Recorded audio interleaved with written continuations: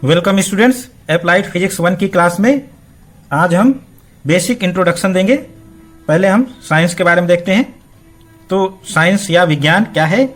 Science is systematic study of facts, events and happenings of natural as well as man made origins. यानी जो science है वो प्राकृतिक अथवा मानव रचित घटनाओं के तथ्यों का सुसंगठित, स्पष्ट एवं क्रमबद्ध सिस्टमैटिक ज्ञान ही विज्ञान है। तो इस तरह से चाहे हमारा नेचुरल इवेंट्स हैं यानी प्राकृतिक घटनाएं या मानव निर्मित घटनाएं हैं, उनकी स्टडी करना ही साइंस या विज्ञान है। और इस साइंस शब्द के बारे में, ये जो साइंस शब्द है ये साइंसिया यानी लैटिन वर्ड साइंसिया, जिसका मीनिंग है टू नो, जानना। इसी से साइंस हमारा डेवलप हुआ है, साइंस शब्द आया है। साइंसिया से हमारा साइंस शब्द आया हुआ है, ये लैटिन शब्द से बना हुआ है। साइंस के बाद हम फिजिक्स पर फोकस करते हैं। फिजिक्स यानी भौतिकी या भौतिक विज्ञान। फिजिक्स क्या है? Physics is branch of science which deals with the study of nature and natural phenomena. यानी भौतिकी या भौतिक विज्ञान विज्ञान की वह शाखा है जिसके अंतर्गत हम प्रकृति तथा प्राकृतिक घटनाओं का क्रमबद्ध अध्ययन या स्टडी करते हैं। तो फिजिक्स ऐसी ब्रांच है जिसमें प्राकृतिक या प्रकृति इन सब के बारे में अध्ययन करते हैं, यानी प्राकृतिक घटनाओं के बारे में अध्ययन करते हैं सिस्टमैटिक वे में, तो वो फिजिक्स कहलाती है। साइंस की और भी ब्रांचेस हैं, फॉर एग्जाम्पल केमिस्ट्री, बायोलॉजी, तो ये सारी ब्रांचेस हैं। तो उसमें जो हमारी नेचुरल इवेंट्स पर आधारित ब्रांच है वो कहलाती है फिजिक्स या भौतिकी। और इसके अध्ययन में हम क्या क्या इंक्लूड्स होती हैं ये देखते हैं। साइंस जो फिजिक्स होती है, फिजिक्स के अध्ययन में मैटर, पदार्थ या द्रव्य। तो मैटर कोई भी मास मैटर कहलाता है, किसी भी फॉर्म में हो, सॉलिड, लिक्विड, गैस, यानी ठोस, द्रव या गैस, किसी भी फॉर्म में हमारा मैटर है, मास है, तो वो मैटर हो गया। उसकी स्टडी हम फिजिक्स में करते हैं। साथ ही साथ एनर्जी, ऊर्जा। तो जो फिजिक्स में स्टडी होती है मैटर यानी पदार्थ के बारे में, एनर्जी ऊर्जा के बारे में, और इसका इंटर रिलेशंस यानी इनका आपस में कैसे एक दूसरे से इंटरेक्शन होता है, ये एक दूसरे के साथ कैसा व्यवहार करते हैं, तो ये इंटर रिलेशंस का अध्ययन होता है। तो फिजिक्स मेनली क्या है? मैटर और एनर्जी का स्टडी और साथ ही साथ इनके इंटर रिलेशंस की स्टडी है। फिर इसके बाद हम फिजिक्स के बारे में थोड़ा सा, ये जो शब्द है फिजिक्स, ये आया कहां से है? फिजिक्स अगेन लैटिन वर्ड से आया हुआ है, लैटिन वर्ड फिजिकोस, जिसका मीनिंग है नेचर यानी प्रकृति। उस लैटिन वर्ड फिजिकोस से फिजिक्स आया हुआ है और हम इसमें नेचर की स्टडी करते हैं, नेचर और नेचुरल इवेंट्स की। फिर हमारी जो इंजीनियरिंग है, डिप्लोमा, इसमें जो फिजिक्स पढ़ाई जाती है वो अप्लाइड फिजिक्स यानी अनुप्रयुक्त भौतिकी। अब ये क्वेश्चन उठता है अप्लाइड फिजिक्स और फिजिक्स में क्या डिफरेंस है? तो फिजिक्स हमारी, जिन्होंने इंटर में पढ़ा होगा तो वो प्योर फिजिक्स पढ़ के आए हैं, तो इसका एक सबसेट तैयार होता है फिजिक्स का जो कि अप्लाइड फिजिक्स कहलाता है। जब हम अपनी फिजिक्स को इंजीनियरिंग में अप्लाई करते हैं, यानी जो फिजिक्स है हमारी उसको इंजीनियरिंग में अप्लाई करते हैं, तो जो हमारी फिजिक्स की ब्रांच हो जाती है वो अप्लाइड फिजिक्स यानी अनुप्रयुक्त भौतिकी।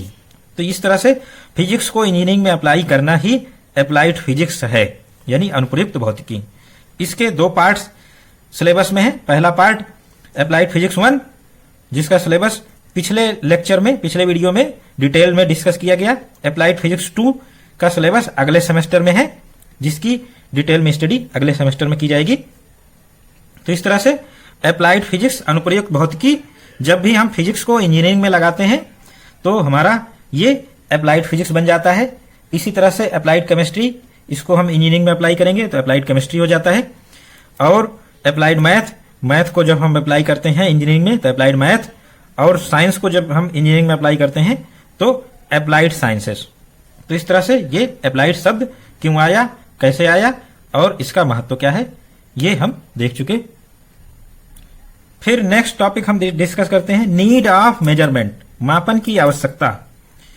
तो जब भी स्टडी की जाती है, जिस चीज की आवश्यकता होती है उसी टॉपिक की स्टडी की जाती है, अदरवाइज स्टडी नहीं की जाती है। यानी जो भी स्टडी की जाती है उसको देखा जाता है पहले उसकी आवश्यकता है अथवा नहीं है, तभी वो स्टडी की जाती है।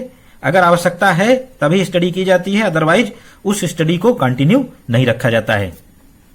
तो मेजरमेंट की स्टडी करनी है, मेजरमेंट की आवश्यकता है कि नहीं है, इस बात पर निर्भर करता है कि मेजरमेंट की स्टडी करनी है कि नहीं।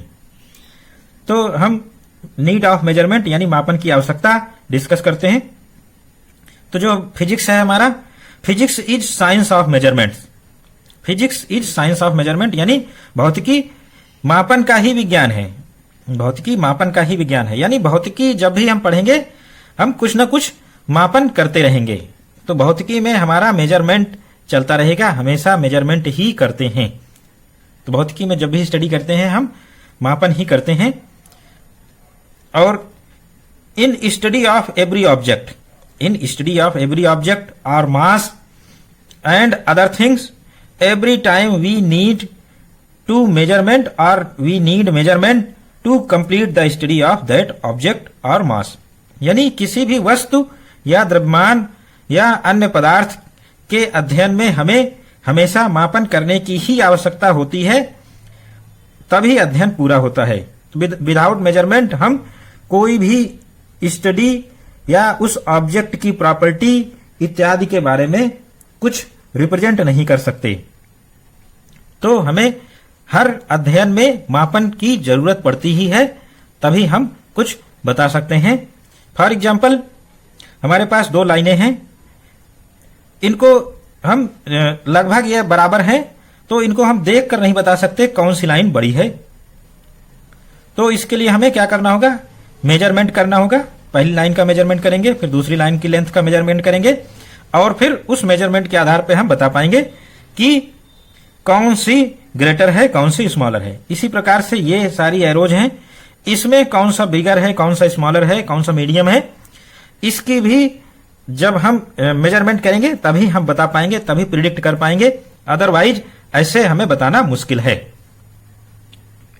तो जब भी हम स्टडी करते हैं, जब भी हमें ऑब्जेक्ट के बारे में जानना होता है, किसी भी ऑब्जेक्ट के बारे में, उसकी स्टडी करनी पड़ेगी, और स्टडी करने के लिए हम मेजरमेंट जरूर करेंगे।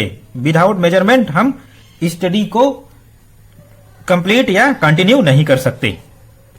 तो इस तरह से जब भी हम मेजरमेंट करेंगे या मापन करेंगे, तो हमें यानी जब भी हम स्टडी करेंगे तो मेजरमेंट यानी मापन की आवश्यकता होगी ही। हम डेली लाइफ का भी एग्जांपल ले सकते हैं। डेली लाइफ में भी हमें कहीं भी यात्रा करनी हो तो इसके लिए हमें पहले से ही पता होता है पर्टिकुलर प्लेस की डिस्टेंस क्या है, या पॉलिटेक्निक आना हो तो पॉलिटेक्निक की डिस्टेंस हमारे घर से या रेजिडेंस प्लेस से कितनी है, ये हमें पहले से मालूम होता है। अगर नहीं मालूम है तो फिर हमें यात्रा करने में बहुत तकलीफों का सामना करना पड़ सकता है या बहुत ज्यादा टाइम लग सकता है। तो इस तरह से हमें मेजरमेंट के द्वारा पता है कि डिस्टेंस कितनी है। मेजरमेंट ऑलरेडी किया हुआ रहता है, बस हमें पता करना होता है डिस्टेंस कितनी है, और फिर हम इजिली ट्रेवलिंग कर सकते हैं। इसके अलावा हम डेली लाइफ में जितने भी वर्क करते हैं, मॉर्निंग से लेके लेट नाइट तक, सारे वर्क हमारे टाइम वेस्ट होते हैं। विदाउट टाइम हम कोई भी वर्क करते नहीं। हम टाइम देखकर ही हमेशा जो भी वर्क होते हैं अपने वो काम करते हैं। तो जो भी हमारा वर्क है उसको हम टाइम इंटरवल में डिवाइड किए हुए हैं। हमारा वर्क किस टाइम पर और कितने टाइम में पूरा होगा, ये हमारे माइंड में पहले से ही सेट रहता है, और हम उस टाइम पर उस टाइम लिमिट में यानी टाइम इंटरवल में उस वर्क को परफॉर्म करते हैं। जैसे पॉलिटेक्निक आना, 10 से 5 तक पॉलिटेक्निक में रहना है, तो हमें मालूम है कितने टाइम पर पॉलिटेक्निक के लिए निकलना है घर से, और यहां से 5 बजे से जाने के बाद हम कितने टाइम में पहुंचेंगे। तो ये पूरा टाइम डिपेंडेंट प्रोसेस है। विदाउट मेजरमेंट हम कुछ नहीं कर सकते। तो यानी हम बार बार टाइम मेजरमेंट यानी वॉच देखते हैं और उसके अनुसार अपने आप को व्यवस्थित करते हैं, कब पॉलिटेक्निक आना है, कब कौन सा लेक्चर अटेंड करना है, कब किस डिपार्टमेंट में कौन सा लेक्चर, हमारा इस टाइम क्या चल रहा है, सारी चीजें हमारी मेजरमेंट बेसिस पर आधारित हैं। विदाउट मेजरमेंट हम कुछ नहीं कर सकते। कल्पना कर सकते हैं अगर हमारे पास वॉच नहीं है तो हम time to time period attend कैसे करेंगे, किस डिपार्टमेंट में जाएंगे, कैसे अटेंड करेंगे, कोई भी जानकारी हमें नहीं मिलेगी। तो हम ईच टाइम जब भी उठते हैं और सोने तक सारा हमारा काम जो है वो टाइम पर ही बेस्ड होता है। जब तक हम टाइम देखते हैं उसी के अनुसार हम परफॉर्म करते हैं। तो ये हमारा मेजरमेंट की नीड है। हम ऑल टाइम मेजरमेंट करते रहते हैं और इसके अनुसार अपने कार्यों को करते हैं। तो जो भी प्लानिंग होती है हमारा वो मेजरमेंट पे आधारित होती है।